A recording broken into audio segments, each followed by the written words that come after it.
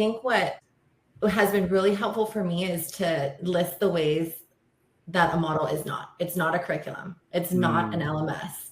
It's not a schedule by itself. It's not a set of beliefs or a graduate profile by itself. Those are parts of a model, but a lot of the building that we're seeing right now is focused on building for parts versus building for an actual whole model.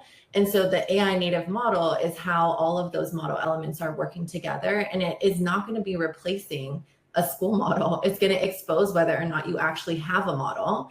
And I think AI is forcing a lot of school systems right now to get really honest, because if you don't know what students are supposed to be learning and you're not sure how they're showing that or what adults are responsible for, AI just layers on complexity and, quite honestly, chaos. But if you do have the level of clarity of what Dan is speaking about, AI is actually making systems work a lot better, or it can make systems work a lot better. I think the jury is out on the tools that we need and how we can create the tools that we need. But AI really isn't replacing, it's revealing whether or not your school model actually exists.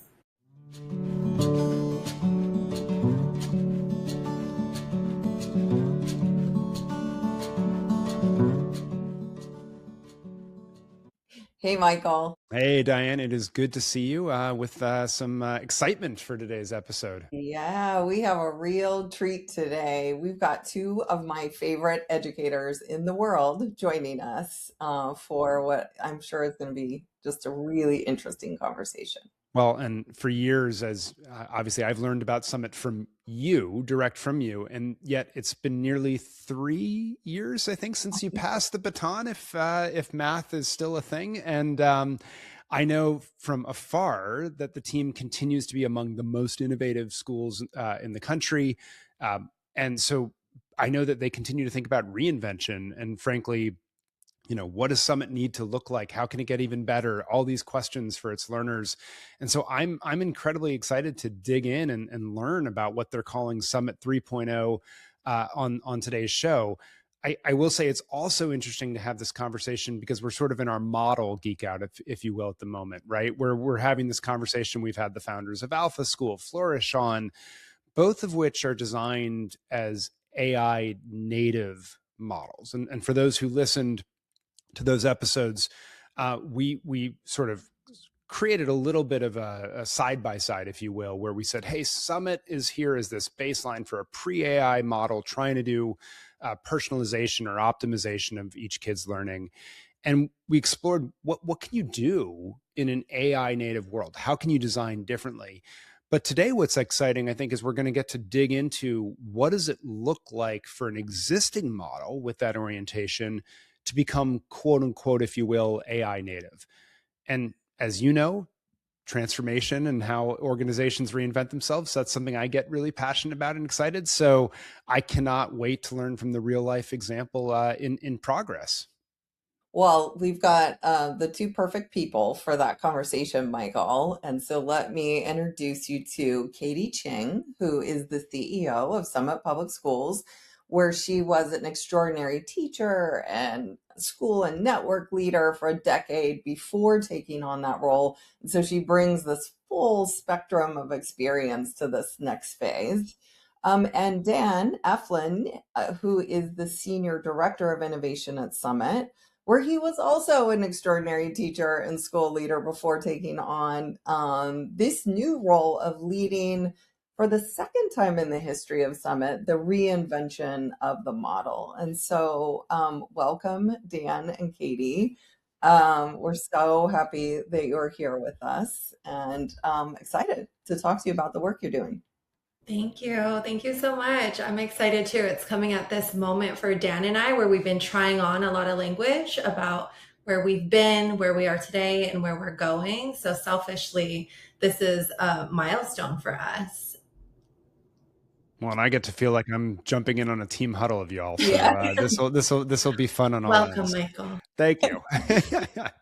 Dan and Katie, a few weeks ago, we got together and you walked me through the thinking and planning you're doing. And honestly, I was captivated, because I got stuck on it and I wanted to dissect every word by this simplest definition of school. It's honestly the simplest definition I've ever read of a school. And I wanted to start there today because I really think we always have talked about getting to the simplicity on the other side of complexity. And I think you've done it with this definition. And I think it's going to be really powerful in this next chapter. And so maybe Dan, kick us off and if you will share that definition and a little bit about how it came to you, or how you all came to it in your process and what you think it unlocks. Yeah, happy to, and thanks for having me here. I'm so excited to talk to you all. Yeah, so I mean, this we've been working on this for years, right? What is simplicity on the other side of complexity? And I think as we've been digging into what does redesigning look like, it became really clear that you have to get down to some foundational elements to avoid designing within conventions and not even really realizing you're doing it. And so the way we're thinking about school is simply, it's a group of young people. It's a set of outcomes or competencies, and then it's a set of resources that help you support young people to achieve those outcomes or competencies. That's it. Kids, outcomes, resources. And stripping all the way back to that has allowed us then to engage with our community, because all this work is like with students, caregivers, and educators, and go like, okay, what do we really want? What do schools really need to be, with full freedom? We call them dreaming sessions, where we can really engage off the simplest foundational elements and not get hooked by any of the conventions that have existed, for decades or longer than that in a lot of cases. It's really cool because you've sort of, like you said, you sort of have a conversation around what is those endposts, and we can sort of figure out what's inside the box to get there apart from what's always been there. But before we go to that sort of Summit 3.0 vision and where you're thinking currently is, because I'm imagining you're going to have lots of trade-offs and changes as you go through the design process. But I think it would be helpful to do a quick turn on Summit 2.0, both to ground, frankly, our audience, but also to like set up a question of how things are changing and where and so forth, so that we can understand that. And so I'd love, and maybe Katie, you dive in on this first. How would you describe the Summit 2.0 model, which was not only in your schools, but schools across the country? It's one of the reasons I think it can be called a model is it's scaled beyond Summit itself, right?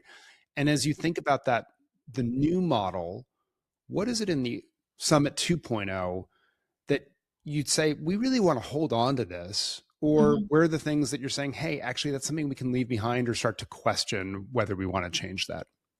Yeah, thanks for asking this question. I think it's so important.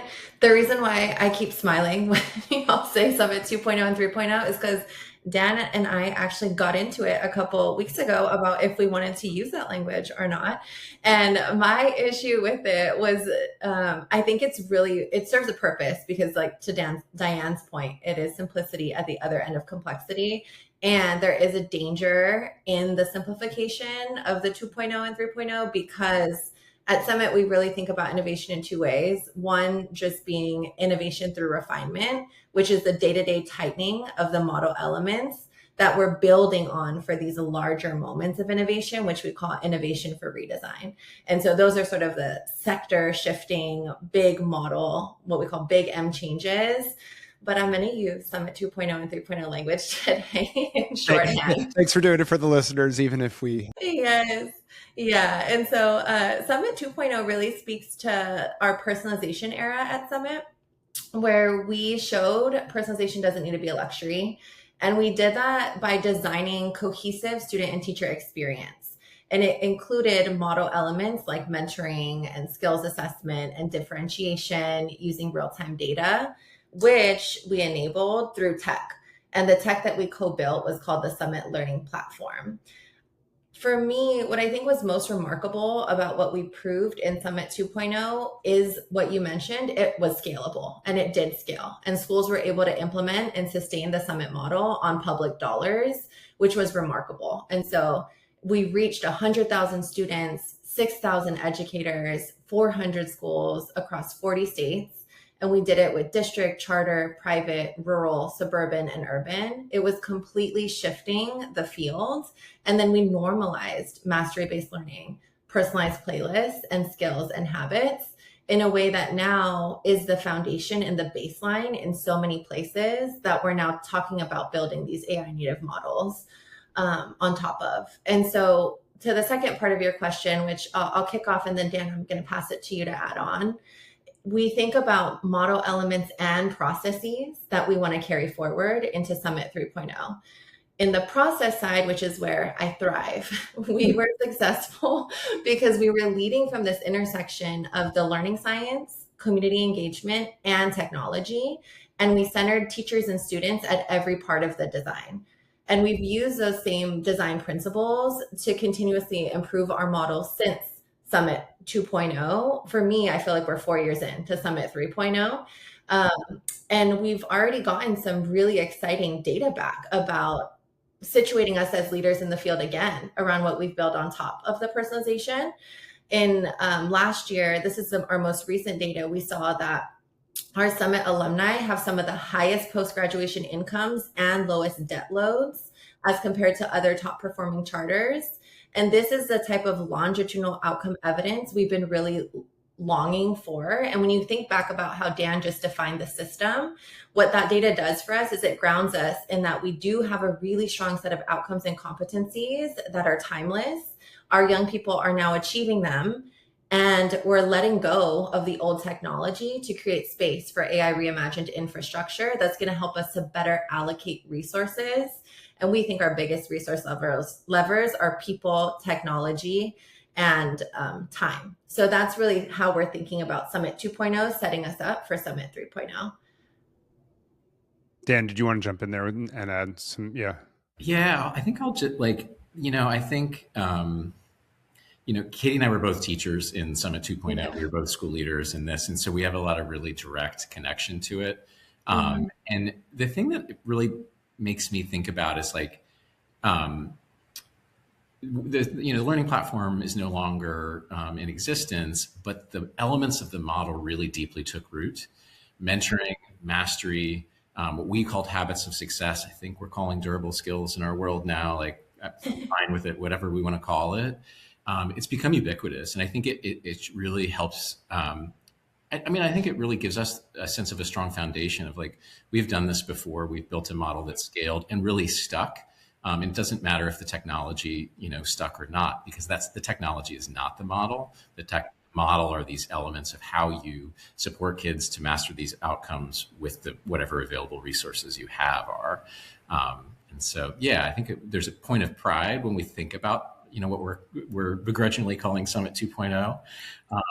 And then I think there's a sense of the strength of the foundation to then, build what's coming next. It's interesting. And we'll come back to the technology, I know, and we want to circle back to that. But hearing Katie, you describe the model, used a few words that I think are really important for people to hear. One of them was cohesive, because I think a lot of the tech efforts right now around personalization in so much of the country are the opposite of cohesive. And that's why we're seeing a blowback sometimes against technology, is because it's sort of all over the place and hundreds of things going on at once for a young person with tons of distractions. And you talked about it being grounded in the learning sciences and personalization as a means, not the ends, right? And then you have these longitudinal outcomes. And I'm just calling them out because I think people often lose sight of this is the bedrock, right? Of how we build from, and then going from there. And the other piece, and Dan, you just referenced this, the field is now calling it durable skills. I still prefer habits of success. Let me just be on record on that one. But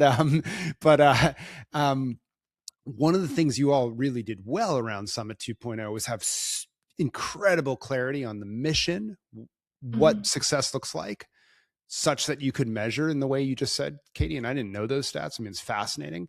And then you had these commencement level outcomes, right? You were super clear on what does it look like for a Summit graduate as they go out in the wild.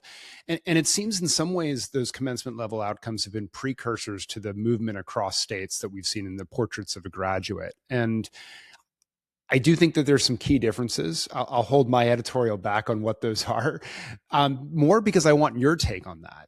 What, if anything, are the differences in between those commencement level outcomes that you all have defined, the portraits of a graduate that we see states doing, and and more broadly, like what's the importance of being super clear on what those outcomes are and how you know on the other side, if you could speak to that. And I don't know, I'll make it a grab bag of which one of you wants to jump in on that.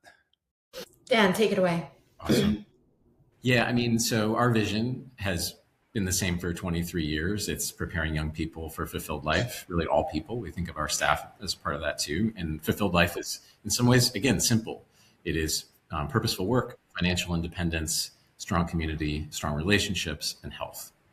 And so that's given us a holistic picture, a holistic point B that we're always going for. You know, I don't know how I compare it to Portrait of a Graduate or Portrait of a Learner. What I know is it gives us a lot of clarity, and that you can't design a coherent model without clarity of where you're headed.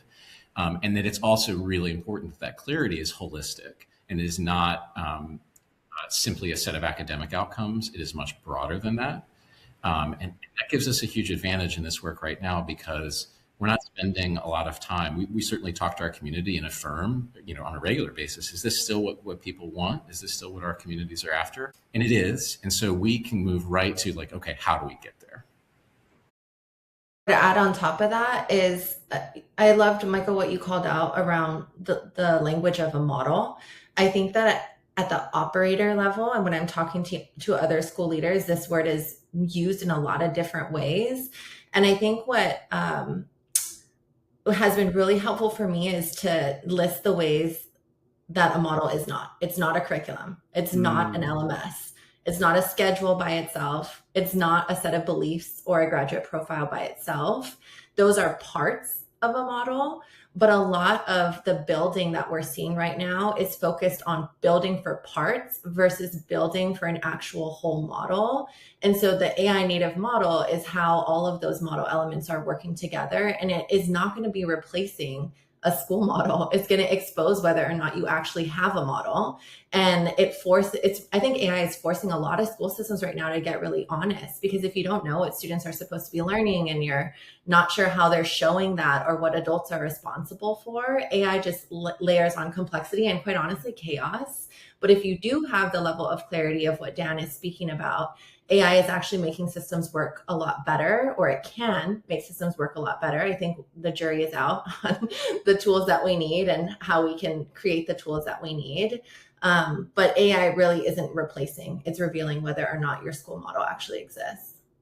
I love, if we go back to your simple definition, Dan, that we started with, when we sat down, you used the word package of outcomes. And I was obsessed with that word package for this reason, because, you know, maybe I will jump in here a little bit on the Portrait of a Graduate. The table has been set for you, Diane. Yeah.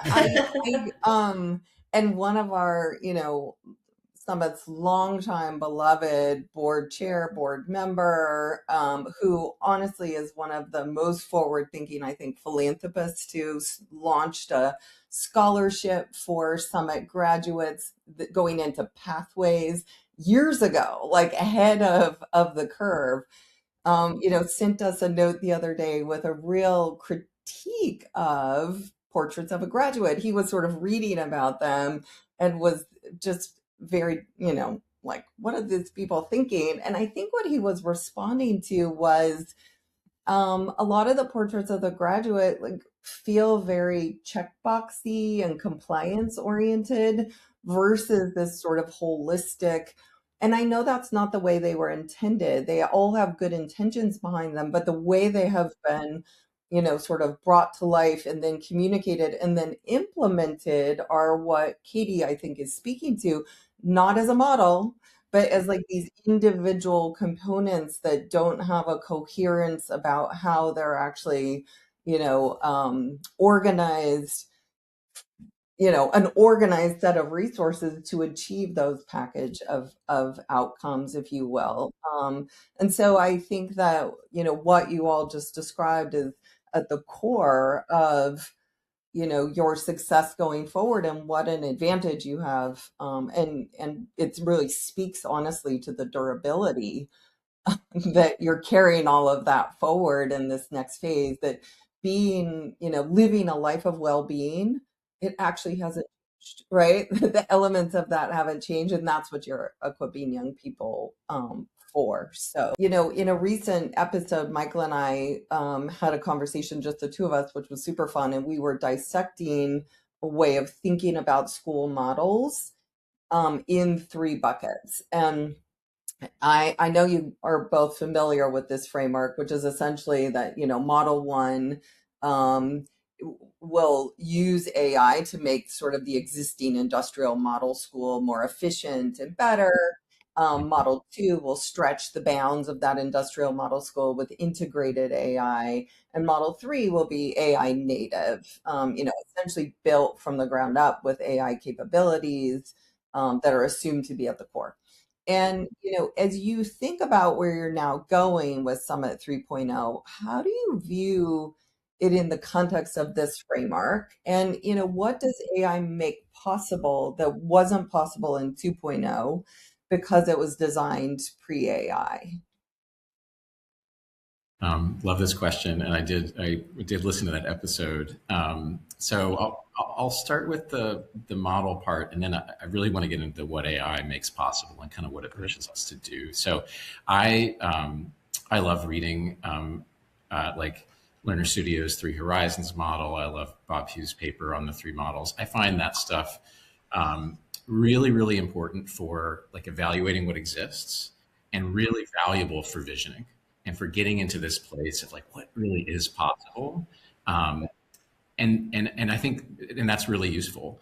What I will say, when we start designing and like working with our young people and working with our caregivers and our educators, I actually find it useful to kind of set those categories aside and to ask the more foundational questions around like, we know where we want to go. We have this clear vision. We have this really simple, conception of what a school is with kids' outcomes and resources. And now let's go from here. And when you get into, like, as we've talked about, we have a lot of clarity about our outcomes already. We really believe deeply that this holistic model of like a healthy, thriving, young person, young adult is going to be durable, regardless of the transitions that are happening in our society. But when it comes to the resources part, now we have this whole huge different potential, like one, AI being a resource, but also a way that I think we're most really interested when it comes to AI is how we can use it if we integrate it into our tech stack. Really how, like with a really robust knowledge graph and really strong data layer, you could be dynamically reallocating resources in a way that just it would be impossible for people. Like when I used to build an annual schedule, like the primary schedule with our dean of operations, her and I would sit in an office for a week with a spreadsheet to make a schedule for the year that never changed, right? Like it's just so labor intensive. But now I think when we think about AI as part of our infrastructure and as kind of a layer in our tech stack interacting with a really robust knowledge graph and data layer, we can start to ask ourselves, like, how do we get the right resources to the right kids at the right time for the right outcome, and really get very, very precise and also do that dynamically. And I think that then allows us to think about personalization, just-in-time instruction, integrating real-world experiences, ensuring that personalized learning still happens in community and that there's deep human connection that is part of personalized learning journey in a way that was not possible when, 12 years ago when we were thinking about Summit 2.0. The technology just didn't exist. And so, it's exciting. I really think there's incredible possibility there. And while there's definitely lots of really cool tools being built, we're much more focused on where does this fit as part of our technology infrastructure, our tech stack, because we think that's like potentially a huge lever for transforming learning for young people. It's fascinating to me because you just named a number of things that AI could do that I had never thought about in terms of like dynamically changing the schedule for, the school and students. And like there's some pretty cool things you can start to imagine that ripple out of that. One of the things in that conversation that Diane referenced that she and I agreed to hold ourselves accountable for was to get really specific when we talk to school leaders about, so what's happening today in your schools that's actually leveraging AI or is quote unquote AI native, if you will. And so you all are obviously still in the design phase for 3.0. I use that with trepidation now. But It's okay. but put that aside for a second. Like today, if I were to, get to be in California again and I was hanging out in your schools, what would I see that's powered today by something that's AI native? What is it? What are the tools? What does it look like? What does it do? What are you building versus partnering with? Give us a sense of some concrete applications anywhere in the tech stack or during the day that is AI powered. I think this would be a good opportunity to talk about a specific tool that we're using, which maybe not ironically is Future, as one model example of what it can look like. And Dan can speak to specifically what it's looking like in the student and teacher experience. But one of the reasons why I start with speaking about a specific tool is because I think that largely ed tech has been really unsuccessful in solving for what we need to operationalize innovative school models. And Future has been a nice shift of pace for us because it is truly a tool that is building for the child versus fitting a child into a tool or larger system. And I think that the way in which we're using it with our young people can work in many H2 and H3 model contexts because it's able to give us real-time data about our young people and then allowing us to build their student experience based on the data that we have about them. Dan, can you introduce Michael a little bit more to Future and how we're using it at Summit? Yeah, absolutely. Future right now we're using with our juniors and seniors, although we anticipate starting younger in the coming year. And right now our juniors are really using it to do a lot of career exploration, which the tool excels at, and really like exploring very deeply different possibilities. And then what those possibilities mean as far as what they need to be working on now or experiences they have between kind of their current point A and their future point B. And then our seniors are using it to get more concrete about what is my next step? What does that mean? What is the thing I'm doing immediately after high school? And where does that fit on a pathway that's not going to be just one step, right? We know it's going to be multiple steps. And then there's another thing that we're starting to do with it. So we've had a program called Expeditions for many, many, many years. It is, I think we deeply believe this, and we'll probably say it is best in class career connected learning. It is. Absolutely. It is the thing when I do focus groups, when we do alumni data, kind of research, it just comes up over and over again because our young people actually get out in the community or within the school building and really doing what we now are calling real world experiences. We've called them lots of different things over the decades, but one of the things about that though, is that kind of like where we're talking about how do we really curate the journey with this resource allocation stuff, just tracking all of those different experiences. Often there's 50 or 60 choices for students at one school when we have those expedition cycles.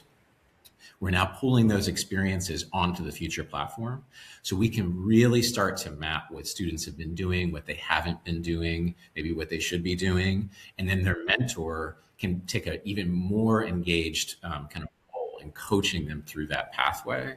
We're really excited about that. We're kind of just starting, to pull those on. But I think in the future, it's one of the things that we see that the Future tool will be really, really helpful with because young people need coaching as they're figuring out that concrete next step. So super interesting. I actually have two questions, but let me go to you, Dan and Katie first, and then I have a question for you, Diane. I'm going to put you on the hot seat, but I think we're allowed to do that. But it's interesting. You just said something there in your answer, Dan, which was then the mentor or coaching. And so just like to put a fine point in it, this works really well because you have a model where there is that function that is meeting on a regular weekly basis, right? And so therefore that touch point, it's coherent, again, to use that word. But I would love a quick update on how Expeditions has evolved, because I think when Diane was exiting Summit, you all were in the middle of redesigning it.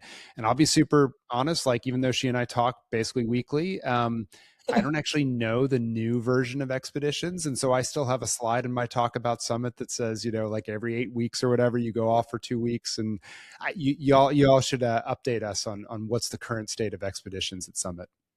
Yeah, I'll respond to two pieces. One, with the mentoring piece, that model element does exist. One of the reasons why I personally love Future is because it takes some of the lift of mentors needing to be the vessel of all of career pathways off the human. So when we think about the resource allocation of people, talent, it's creating a better, more coherent system for the adult as well, which has been so important because we love to center our teachers as well in the design. And then the expeditions redesign, it's been really cool. We've been continuously shifting that program based on what our alumni is sharing back with us, based on how the world is shifting, and of course AI as so much a part of our students' experience today and in the future has shifted it again. It is a non-graded, so this is actually surprisingly one of the most controversial things when we rolled it out to parents. They are not receiving grades on the different career exposure pieces that they try out as they're with us at either in the high school levels or as early as 6th grade in Seattle. And it's really about ensuring our students get about 9 career exposures between the time they start with us to the moment they leave, because we know it's really important for them as they develop their identity to see themselves in different career pathways that are all mapping towards high opportunity where they can build their generational wealth for their family. So it's probably pretty similar in terms of the time allocation. They're in sort of what we call their core classes for 6 weeks, and then they're pausing for 2 weeks to go out, usually in the upper grades, off campus. You don't see, when people come to observe this on our site, there are not actually a lot of kids in the building because learning happens without walls. Dan, what else would you add as you're going? Dan is quite literally on an expeditions tour currently. He's at one of our school sites right now. And right after this recording, he's going to go in and speak to our teachers. So Cool. what else would you add? Yeah, I mean, I think that's an important side of it is so that, I mean, it's just, I was still in a school leadership position when we transitioned to this kind of redesigned expeditions. And I just can't tell you how powerful the experiences are. I can think of so many young people, but like one in particular that a young, he's probably not even that young now, but he's 25, but he was a young man at the time who was really, really struggling. And this kid was having discipline issues, attendance issues, struggling, like not necessarily living at home on a regular basis. And we thought we were going to really lose this kid. And he started doing an expedition experience related to culinary arts. After he did that first one, he did a second one. And there was kind of a sequence of them where he had, like the first one was kind of like a survey course. It was at the community college. It was about 25 kids. Then he was able to do one where he was actually kind of shadowing one of the actual culinary arts program college students and learning in a second wave. So I'm having a hard time not using his name, but I'm going to keep it out. But I just loved this kid. And he found his pathway. And not only did he find his pathway and end up going to a culinary arts program and graduating and now works, like in the culinary arts, scene in Seattle, his attendance improved, his grades went up, his connections with his mentor, with his teachers, with his peers, which were fraught, got better and better. And he became a healthier human because purpose and passion and having a pathway is essential for all of us. And we're at a time when, you can read about this everywhere. There's studies. Our young people are really searching for that clarity about purpose and pathway. And when you see it, I mean, it's just like Katie said, it's kind of hard. Like it's not a good thing to tour because the kids are mostly out in the community. But when you have the privilege of being a school leader and you see these kids over the years and they do their cycles, the impact is unbelievable. So yeah, I just wanted to, as soon as the anecdotes make these things always so much more powerful. And you can through your story hear him building a positive identity of himself, right? And that's incredible. Diana, something Katie said made me think of it, which is obviously, folks who listen to us know that you're the entrepreneur behind Future. I now understand why it was originally called Point B based on Dan's language. And I guess, but she said something interesting, which was like a lot of ed tech has not helped the launch of new model design, right? Yeah. Because it's been, and that's sort of been obvious to me for why, right? Because the market is schools as they are, and venture capital wants big markets, and right, like it's this sort of reductivist thing that happens. But she said you've been designing for the child, and so you've been able to escape that. And I wondered if you just might want to reflect on that, because I imagine it is still hard though, because you're still like schools are the conduit to the kids. So For just sort of like, sure. what's the advice, or what have you learned, right, through navigating that? Well, I think that, I mean, so much of what Dan and Katie have just said is so important. And I think that what was one key thing is, I sort of set out to build Future as an ed tech partner that did things differently than what I experienced when I was sitting in, the seat that Dan and Katie are in. And, um, that core value of our company is how we do the work is as important as the work that we do. And so how we do the work is very much co-building with schools and leaders and students. And so, you know, we are out in the field working with students and teachers and people like Dan and Katie literally every other week. So we are literally co-designing and co-building what happens. And so what you just heard, that Future's being designed to help young people build this identity over a 10-year journey. I mean, that's unheard of. I think in any sort of tech market, people don't think about that. We have real outcomes that people are aiming towards. And most tech products just look at what's something that exists and try to make it more efficient or slightly better. They don't think about the integration of it, the flexibility of it, how it will be used by the adults. I mean, as an example, they just told you Future can be used both in individual coaching, mentoring, advising, counseling. It can also be used with groups of students in a classroom, and it's actually literally designed to support both of those. And I will say the inclusion of really supporting real world experiences came directly from our engagement with our school partners and our students. That emerged as this real need. And we were watching people literally running around schools with laptops on their arm and all these spreadsheets and trying to and so we have co-built these elements together. But you're right, the incentives to in the business side of things are not to build this way. And so like always, we're going to see if we can prove that wrong and say, no, when you do build this way, you not only get better outcomes for young people, and schools and teachers and educators, but you also can be a successful, scalable product. So, Well, it'd be certainly a more enduring product if you thread that needle, right? So for sure. exactly, Yeah. exactly. So, I think it's I think it also speaks to why it's so important for Dan and I to sort of pull together a coalition of the willing with other operators. One thing we haven't spent, I know we're almost at that much time talking about, is how hard this work is. It is challenging, and we have so much to learn.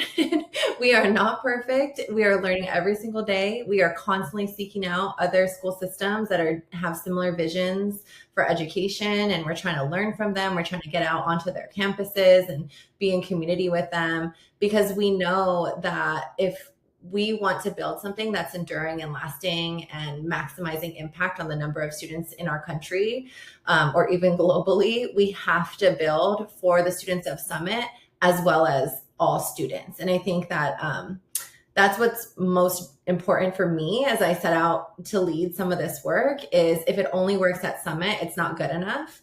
And what we've learned about leading change at scale is that we need a shared purpose for what school is actually for, and that belief that it's possible to build a system for that purpose, which is actually no small feat. And it's why we're spending so much time building what I would call a coalition of the willing, which is educators and systems who agree on our common destination before we start building the actual tools. I think my core idea is that beliefs come first, model comes next, and then the tools come last. And when we get that order right, that's when the scale can become possible. Katie, I want to double click on what you're saying because you talked at the top of this about how Summit Learning had really scaled across the country to 40 states and 100,000 students, etc.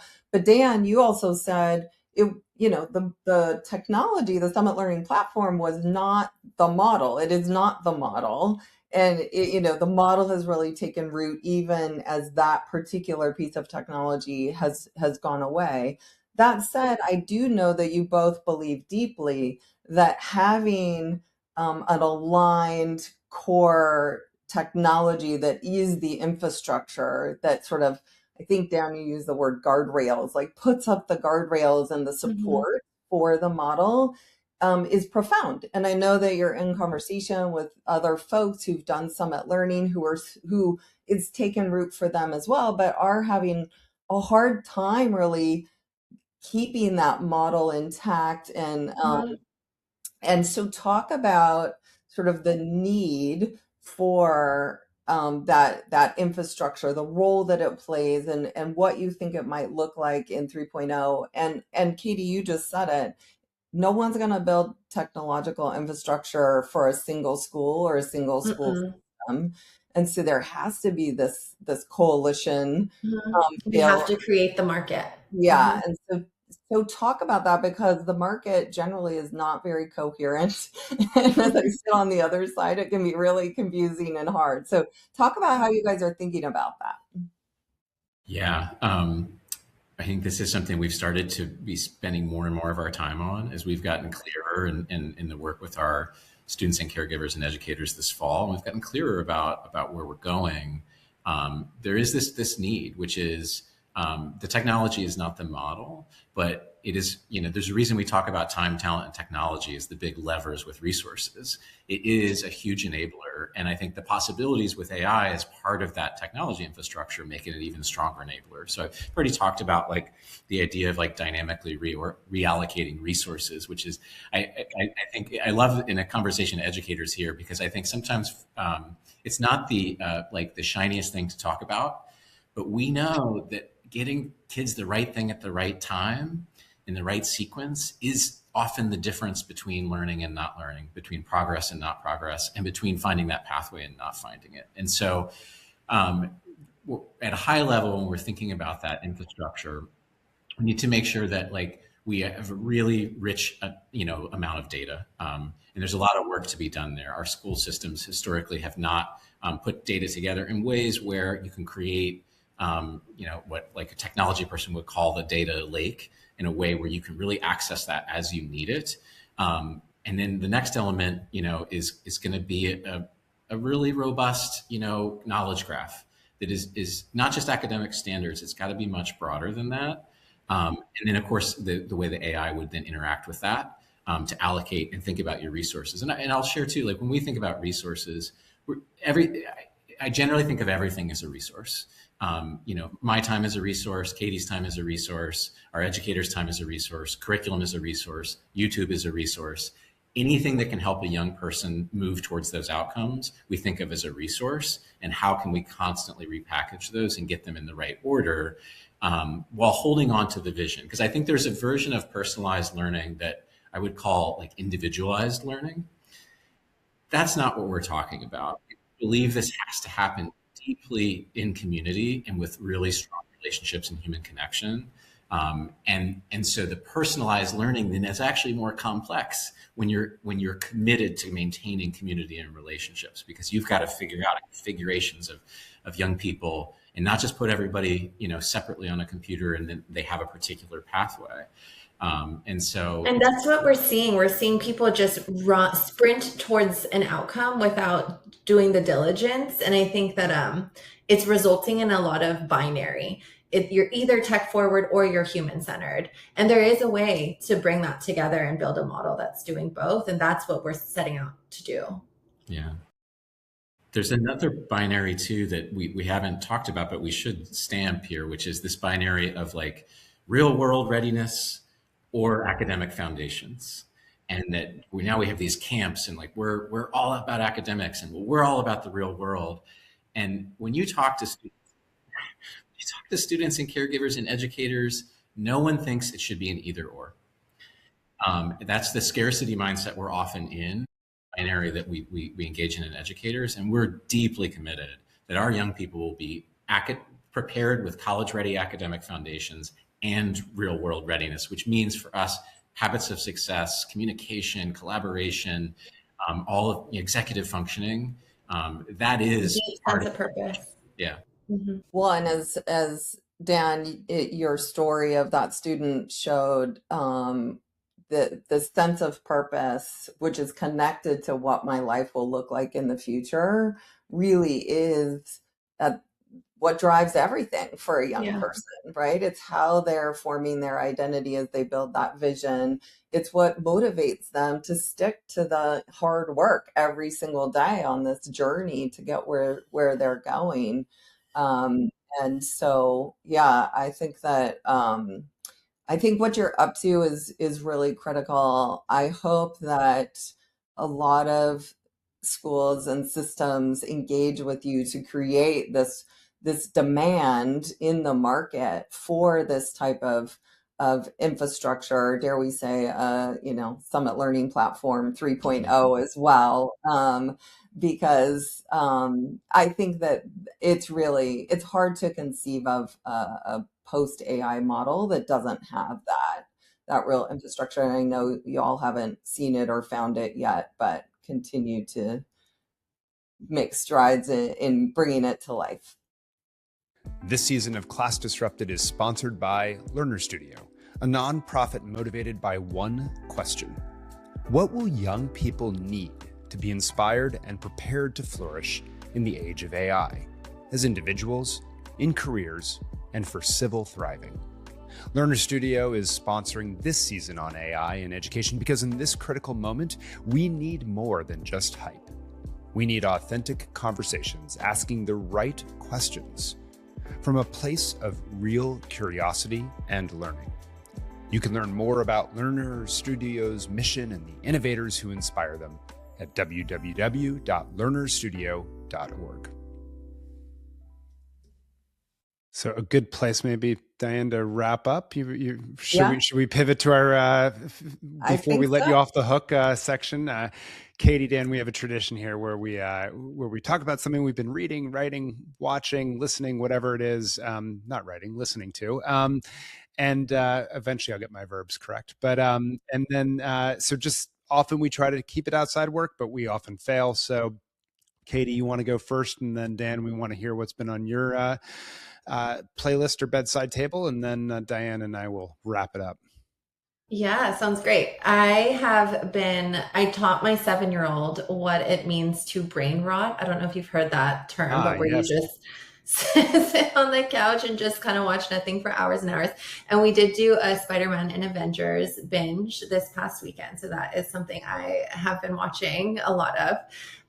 Reading is going to be hard for me to separate it from the professional. I've just been really deep in leadership succession. I think to do this work, you need really strong talent in leadership pipeline. And so I've been in HBR. I check the Marshall Memo every week to see what they're pulling out, to really think about how I'm leading personally, locally, but then also what the sector needs. Dan, I'll pass it to you. Yeah.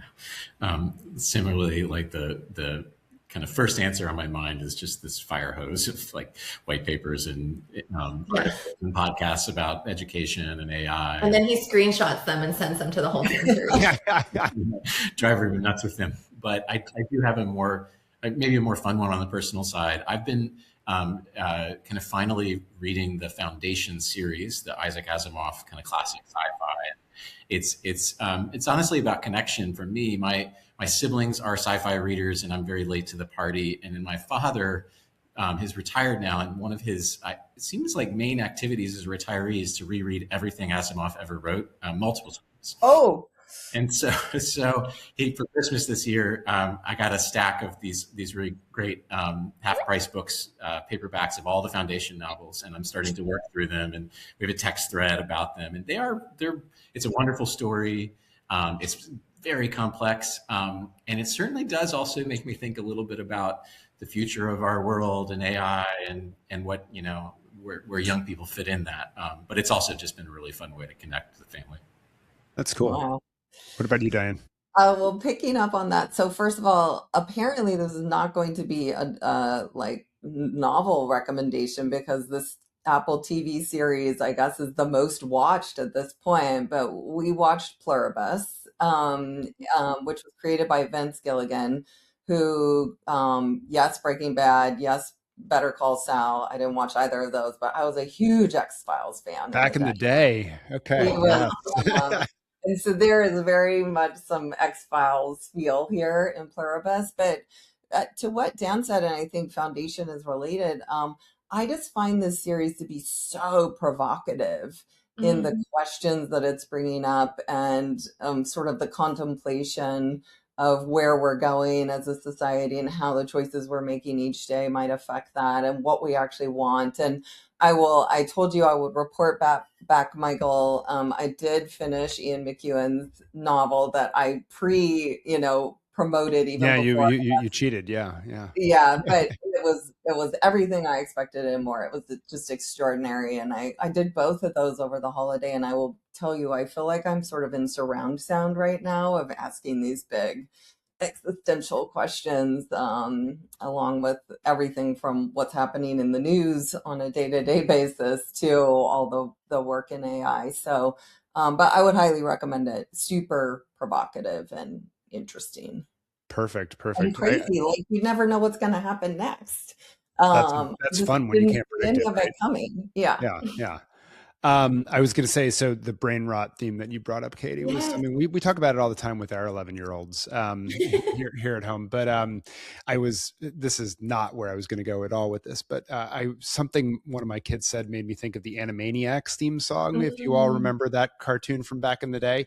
And I pulled it up and showed it, and my wife just dismissively said, this was brain rot when we were growing up. So there you go. The one I'll say is we all went with another family and saw Wonder at the American Repertory Theater.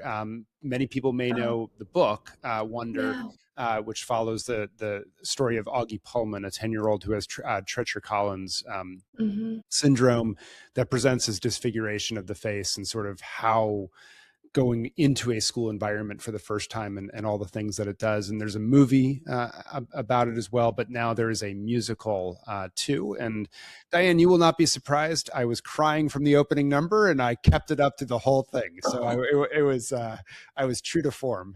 That's a good one to cry over.